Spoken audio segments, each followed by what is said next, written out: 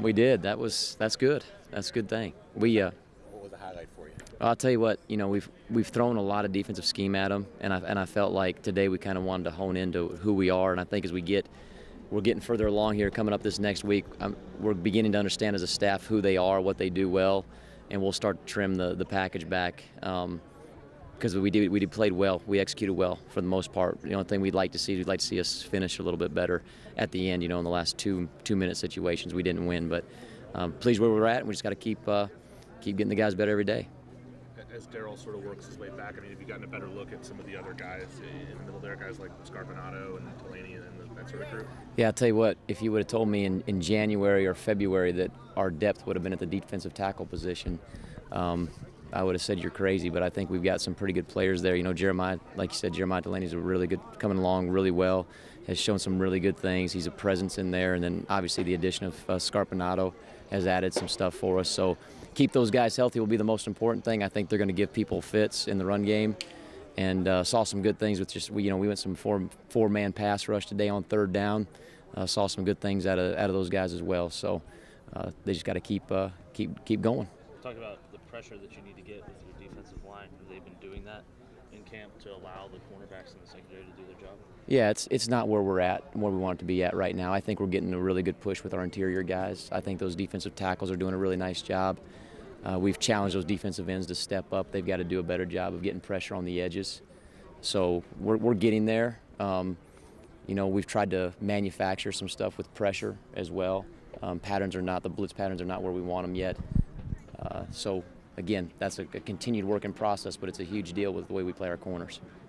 How about that cornerback depth? Do you feel like you have guys behind Devontae and Lafayette that you can trust right now? I feel like we do. Yeah, I feel like we do. I think Dennis Briggs has had another solid week, and he's continuing to grow. And I think Ryan Lewis has another solid week as well.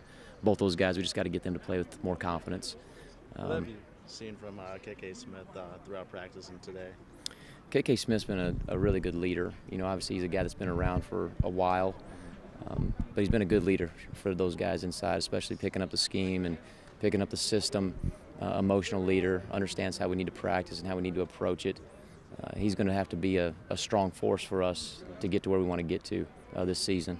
Patrick Omari had a long way to go because he missed spring. How is he picking things up so far? I think he had a better day today. I won't know him completely until we watch the film, but I think he had a better day. We're trying to utilize him in some of our sub-package stuff on third down.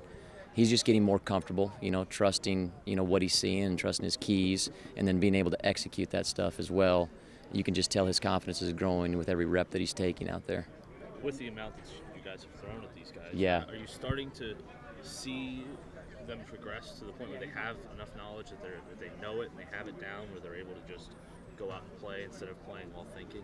Yeah, I think the biggest thing during fall camp, you're trying to find out what their identity is, and guys they kind of fall into what they like to do and what they do really well.